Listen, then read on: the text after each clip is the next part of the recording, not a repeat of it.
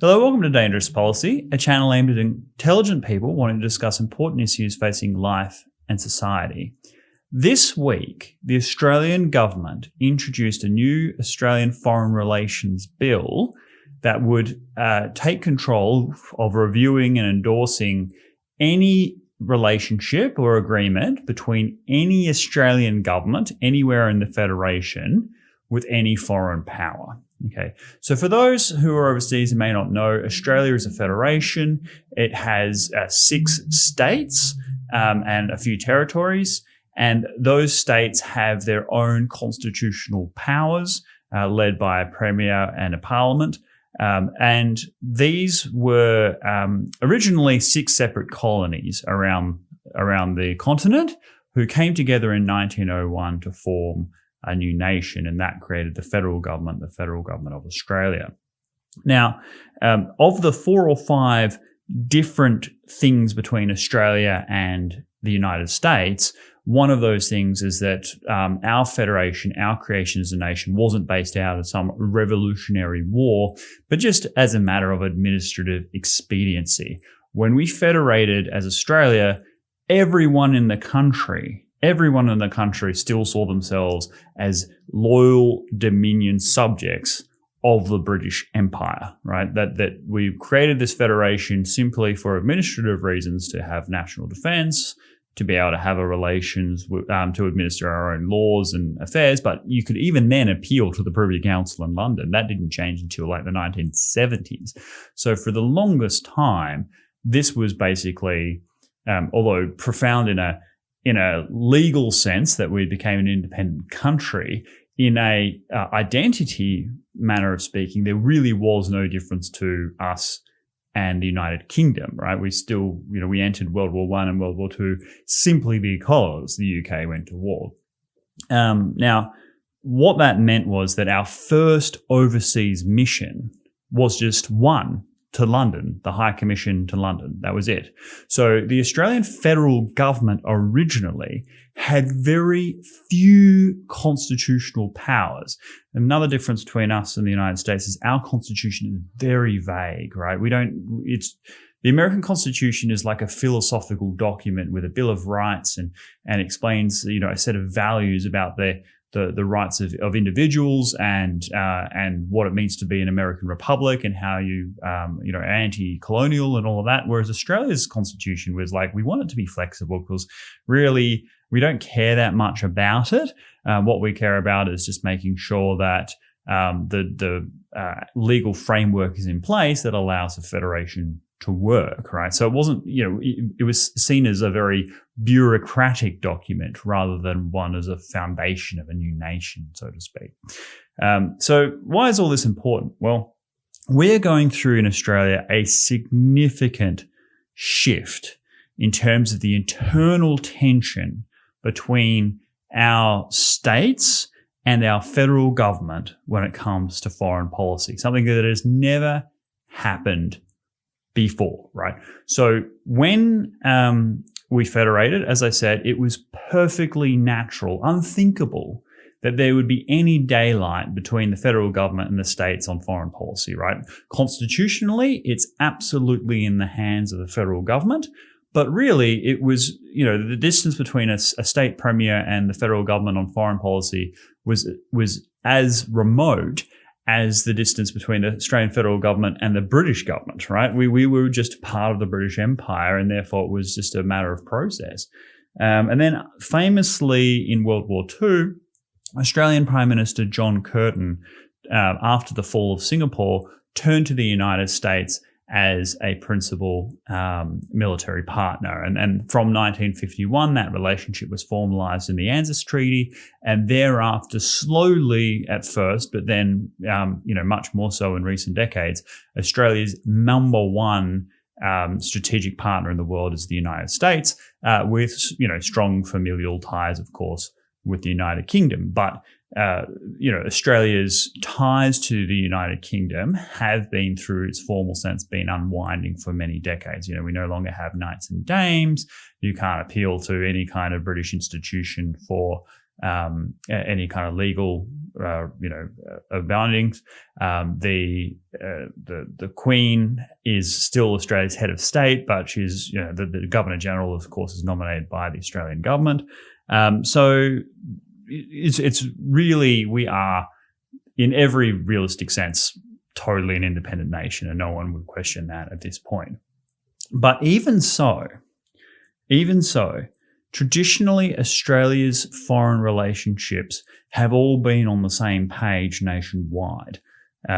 Historically, obviously it was with the Britain, then with the United States, and then even as we pushed out into the world, our trading partners and our strategic partners were the same. United States, United Kingdom, post-war Japan, Taiwan. These are all kind of democracies that we got along with really well, had strong historical ties, the European Union. And so these were our major trading partners. And then from the late 1970s onward, Australia's economic relationship with China grew dramatically, and then particularly after the year sort of 2000 or so, it exploded, where all across our major sectors of the Australian economy, mining, agriculture, tertiary education, China became the number one trading partner of Australia. So for the first time, there was a distinction between our strategic partners and our economic partners, who are not the same. Indeed, they are in conflict, right? So what has that meant for the Australian nation? Well, constitutionally, the Australian states are incredibly powerful. There are a lot of things that the Australian states are responsible for: education, healthcare, transport, various types of services, various kinds of trade. The mineral resources that Australia is famous for belong to the states. There are so many commercial agreements that belong to the states. Constitutionally, the federal government is actually quite weak. They hold national defence, they have foreign relations, and that's really about it. Just by virtue of things happening over time, the federal government has gained more and more power. Most prominently, I would say, in the taxation space, where federal income tax in Australia was introduced during World War I to help fund the war effort, and has been a fixture ever since. So by virtue of the fact that the federal government takes all the income tax, then it becomes, a hugely influential body in that respect. They fund primary healthcare, so like doctors and things like that. They fund a lot of tertiary education, and then interestingly, as a product of history, they basically control the internet, and that's very important for understanding why Huawei was banned from being part of Australia's 5G network. Before even the United States, is because the federal government could just make that decision unilaterally. And the reason for that is there's a communications power that sort of says that the federal government is responsible for Australia's telecommunications networks. That covers the internet, which emerged well after that act had been passed. And of course, Huawei is a telecommunications investment. So that's kind of a unilateral decision the federal government can make. But when it comes to the states, they have very different attitudes towards China. And I really want to stress this point that we're starting to see a tension domestically in all kinds of areas when it comes to the states and the federal government. And the pandemic has definitely brought that out, that sense of isolation. A lot of walls have gone up within the country, state borders, a lot of constitutional questions about those, and a sense of parochialism among the states. But I'll come back to that. You have the Victorian government signing up to the One Belt, One Road initiative. You have other states, Queensland, West Australia, mineral resource states that are very strong on promoting relationship with China. And then the converse at the federal government level, where we have our national security apparatus, our defense partnerships with the United States, a lot of anti-Chinese think tanks and lobby groups in Canberra. And so on the one hand, you have a very powerful body in Canberra, Australia's federal government, that is, somewhat anti-China.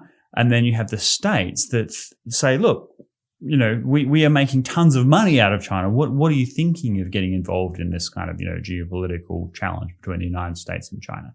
And the One Belt, One Road initiative, really brought that out when it had, some subnational states making deals with foreign powers, right? So for the first time, the Australian government has had to clarify and say, look, no, there is one Australian foreign policy. It belongs to the Australian federal government. And as a consequence, I'm confident that this bill will pass in some form. But this is not the end of the story, because while the Australian federal government can control what deals we make with other governments, it can't control things like commercial arrangements for most sectors of the economy. It can't control how we do our infrastructure and investment. There are so many things the federal government can't do. So if we have all these states that are like pro-China, and the federal government, which is anti-China, it's not at all clear where this ends up for the Australian people. Okay, and with the context of the pandemic, is looping back to that, we've closed down all these borders, right? So within Australia, because there is an outbreak in Victoria, and we're not all dealing with the disease in the same way. Queensland has different sort of challenges. New South Wales has different sort of challenges. Western Australia, different again. So they have the state premiers are asserting their sovereignty in a way that they hadn't been for a while.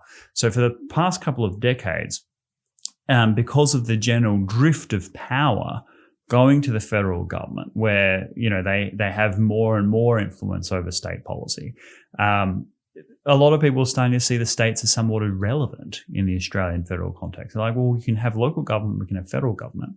Why do we even need the states? They're a massively over-governed sort of cost to the economy. They all have their own parliaments and things like that. Maybe we should just have these two levels of government and cut out the states entirely. That was actually a strong view among many people.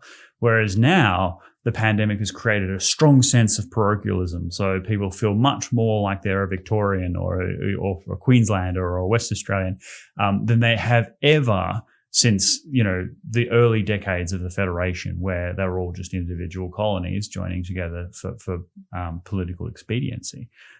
So the China thing has really borne this out, okay, that there is actually a strong view outside the Canberra Beltway that, yes, we don't trust China. We don't like China's, communist government. We think they're oppressive to its people, that they're a threat to international security. But it doesn't mean that we should have a bad relationship with them, because we have all kinds of economic ties.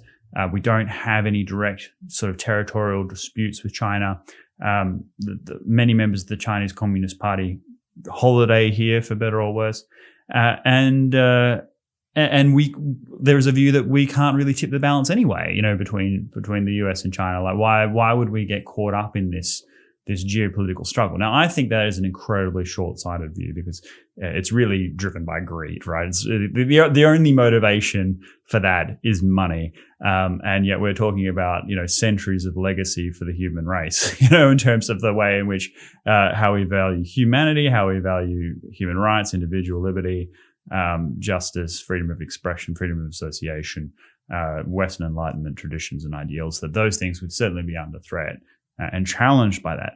But having said that, I do think that there is this toxicity that's increasing in the Australian context, where people on sort of, let's say, my side of the aisle often, and in I think a somewhat distasteful way, impugn the motivations of people on the other side, right?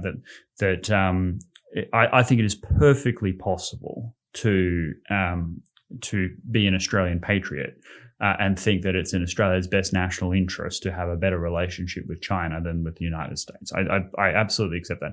I think former Prime Minister Paul Keating is a great Australian, and he deserves our respect, and he should be listened to even by our American interlocutors, I have to say, because his view represents a broad brush, mainstream, outside the beltway, kind of forgotten Australian, if you like, sort of view.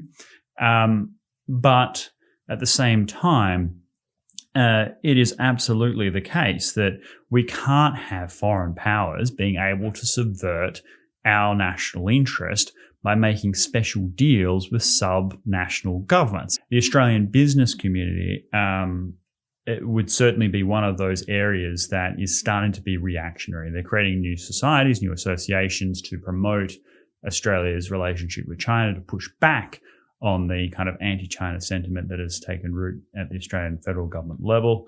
They are very strong on lobbying state governments on these issues. So it's not just, foreign influence, it's also domestic influence on behalf of foreign interests. And it's not at all clear where this will end. I think this tension is going to get worse before it gets better. And I do think that Australia needs to have a national conversation about this, that we are all Australians. And if you think that, we are going too far down a pro-America, anti-China line because of the pandemic, because of increasing tensions in the South China Sea and things like that, then by all means, you need to be part of that conversation. I profoundly disagree. But absolutely, whatever we do, it has to be on behalf of all of Australia. We can have that domestic discussion and fight as Australians, but not in any way allow, the splintering off of different parts of the Australian Commonwealth to kind of align one way or the other. There shouldn't be a foreign policy of, Western Australia or Queensland. There should be an Australian foreign policy. But having said that, I do think the Australian federal government now is incumbent upon the federal government to include the states more in the formation of that policy, because we'd never had this concern before, right? Previously, everyone was happy for the federal government to handle foreign policy because it totally aligned with everything the states believed in, the trade, the investment, partnership with like-minded governments. So now that there is that split within the Australian community between those that want to reinforce and strengthen these Western liberal traditions in the face of a rising China, and those that want to accommodate a rising China and adapt to new, global geopolitical realities. And that conversation needs to be had domestically, but then at the end of the day, the Australian federal government is the one to make that ultimate call. But the federal government, for the sake of the bonds of kinship that binds all Australians together, do need to include the state governments, the state premiers in a national cabinet when it comes to foreign policy. That's my view. I think the historical narrative of this is very important. The evolution of how we went from being, part of the dominion of the British Empire to having a foreign policy that was entirely aligned across the nation with everyone agreeing, to this new challenge that has opened up fissures in an environment where the states are already reasserting themselves because of the pandemic and parochialism separating between across state borders. This is really concerning for me. So is it a concern for you? Do have a think about it. Leave a comment down below, and we'd be very interested in hearing your thoughts on this. If you found any value in this video, please like and consider subscribing. We do release a lot of videos on these important subjects, and I will see you next time. Thank you.